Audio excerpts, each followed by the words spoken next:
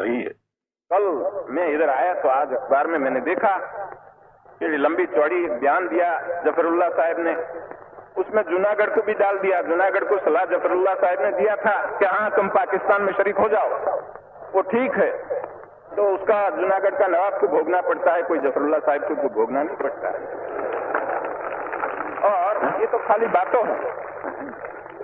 जूनागढ़ का तो फैसला हो गया, अभी उसमें कोई चीज बनने वाली है नहीं। कोई यूनो में जाओ, दुनिया पार जाओ, उसमें कोई चीज नहीं बन सकती, वो तो हो गई बात।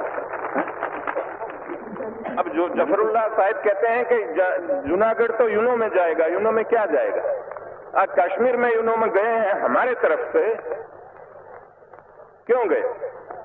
हमें तो इस तरह से कहा कि भाई ये पाकिस्तान खुली लड़ाई करे तब तो अच्छा है, लेकिन खुली लड़ाई नहीं करते हैं, अपने आदमियों के पास लड़ाते हैं, अपने वहां से सारा सामान देते हैं, अपने वहां से सब हथियार देते हैं, अपने वहां से जितना सामग्री चाहिए पूरी देते हैं, अपने वहां से रास्ता देते हैं।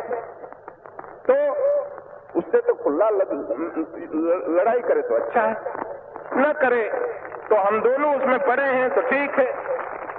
यूनो के पास जाओ, जाके वहां से कुछ हो न हो, लेकिन वहां हम कहां तक बैठ रहेंगे? इस तरह से हम बैठ नहीं रह सकते। तो कश्मीर का मामला तो अलग है, जूनागढ़ का मामला अलग है। जूनागढ़ यूनो के पास जा नहीं सकता, क्योंकि जूनागढ़ कहते हैं कि आपने भी रास्ता दिया था। हमने किसको रास्ता दिया था? हमने किसी को रास्ता दिया नहीं।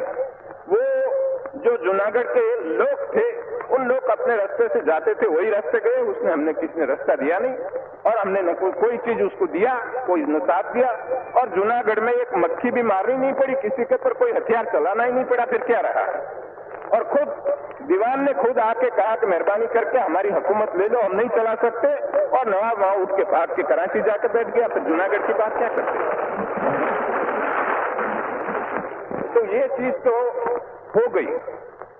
हाँ, हमने एक फैसला किया कि भाई ये रियासतों में हमें एक काम करना चाहिए, कबूल करना चाहिए कि जैसा रियासत के लोग चाहे ऐसा करें। तो जैसे लोगों का लोकमत हो, इस प्रकार करना चाहिए। तो लोकमत जैसा हैदराबाद में हो, कश्मीर में हो, हर जगह पर हो लोकमत, इस प्रकार का करो। हमें कोई फैसला करने में इतराज नहीं है। लेकिन यदि कश्मीर में जो चलता है इस तरह से चलता रहे तो फिर लोकमत करने की क्या जरूरत? हम लड़ाई करके कश्मीर को ले ले तो फिर लोकमत की जगह कहाँ रही? तो हम तो कहते हैं कि आज भी प्लेबिसाइट से करो, लोकमत लेके करो, लेकिन हमारे पास आकर हमारा सिपाही मरते रहे, हमारा पैसा खर्च करना पड़े, और हमारे गांव के गांव जलाए जाए, और वहां हिंदू और सिखों को तबाह किया जाए, तो फिर आखिर लोकमत का रहा? फिर तो आखिर हम बंदूक से ही लेना हो तो लेंगे, और क्या करेंगे? दूसरी तरह से नहीं हो सकता है तो नहीं। लेकिन हमने एक बात साफ की कि कश्मीर की एक तसु जमीन हम छोड़ने वाले नहीं है, कभी नहीं छोड़ेंगे। तो अब दूसरा आपको ये समझना है कि ऐसी जब नाजुक हालत में हम पड़े हैं, इस समय पर हमको क्यों तंग करते हो? आप ऐसी जब हिंदुस्तान की हालत है और दुनिया की हालत भी ऐसी है, देखो ये बत्ती पड़े, ऐसी जब हिंदुस्तान की नाजुक हालत है, तब हमें क्या करना चाहिए? इस नाजुक हालत में हमें हमारी सरकार, हमारी हुकूमत है, उसको ठीक नहीं करेंगे और उसको साथ नहीं देंगे तो हमको नुकसान होगा। इसलिए आज जिस जगह पर प्रांतों में हमारी हुकूमत बैठी है, उसको साथ देना चाहिए। तो मैं इतने लाखों आदमी आप जमा हुए हैं कलकत्ता में, तो मैं आप लोगों को बड़ी अदब से कहना चाहता हूं कि सुनिए, आवाज न कीजिए, ठहरो भाई, क्या कहते हैं? रिले करते हैं, ठहरो, कोई गड़बड़ न करो। तो आप लोग हिंदुस्तान की ऐसी नाजुक हालत में इतने लाखों आदमी कलकत्ता में जमा हो गए हैं, तो आपको एक हमारा मैसेज ले जाना चाहिए और सबको पहुंचाना चाहिए कि आज हमारी बहुत नाजुक हालत है, उस हालत में हमें न कोई हड़ताल करनी चाहिए, न कोई तूफान करने का कोई मौका पैदा करना चाहिए, सबको मिलजुल के काम करना चाहिए। अब कई लोग कहते हैं कि भाई इधर हमारे सेक्युलर स्टेट चाहिए, हिंदुओं का राज, कौमी राज नहीं होना चाहिए। कौन कहते हैं कौमी राज बनाओ? हिंदुस्तान में 3-4 करोड़ मुसलमान पड़े हैं, कौमी राज की बात नहीं है। लेकिन बात एक है कि हिंदुस्तान में जो मुसलमान पड़े हैं, वो मुसलमान ने, काफी लोगों ने, ज्यादातर लोगों ने पाकिस्तान बनाने में साथ दिया। ठीक दिया, अभी ठीक है। लेकिन अब एक रोज में, एक रात में क्या दिल बदल गया? वो मुझे समझ में नहीं आता, कैसा बदल गया कि एकदम कहते हैं हमको मान लो। तो ये मेरी समझ में नहीं आता कि एक रोज में दिल सबका कैसा बदल गया। तो वो कहते हैं कि हम वफादार हैं, तो हमारी वफादारी में शंका क्यों की जाती है? आपको सस्पिशन क्यों आता है? तो हम कहते हैं भाई हमको क्यों पूछते हो? आपके दिल को पूछो, भीतर पूछो, हमको मत पूछो। वो हमको पूछने की बात नहीं है। लेकिन हमने एक बात कही कि आपने पाकिस्तान बनाया, आपको मुबारक, हमें उसमें कोई दखल देना नहीं चाहते। जब दांत गिर जाए, खट्टा हो जाए, तब गिर जाए, तब पीछे आओ, वहां तक हमें पीछे बुलाना है नहीं, हम बैठे ठीक है।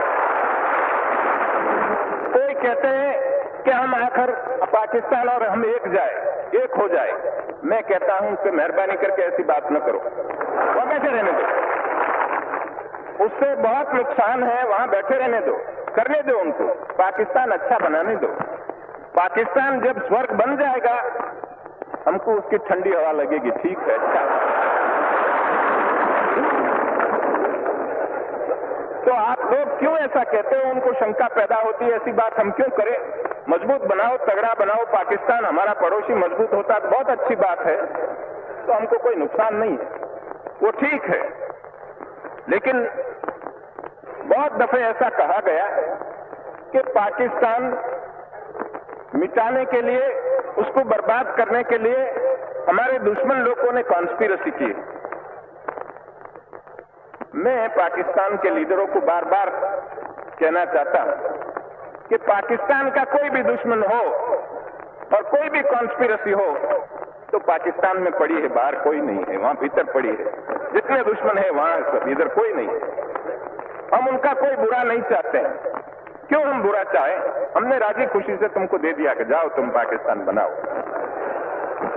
लेकिन यदि ये हमारी आंख में धूल फेंकने के लिए कोई आवे तो हम कहते हैं कि इस तरह से हम नहीं चलने देंगे, ये काम नहीं चलेगा।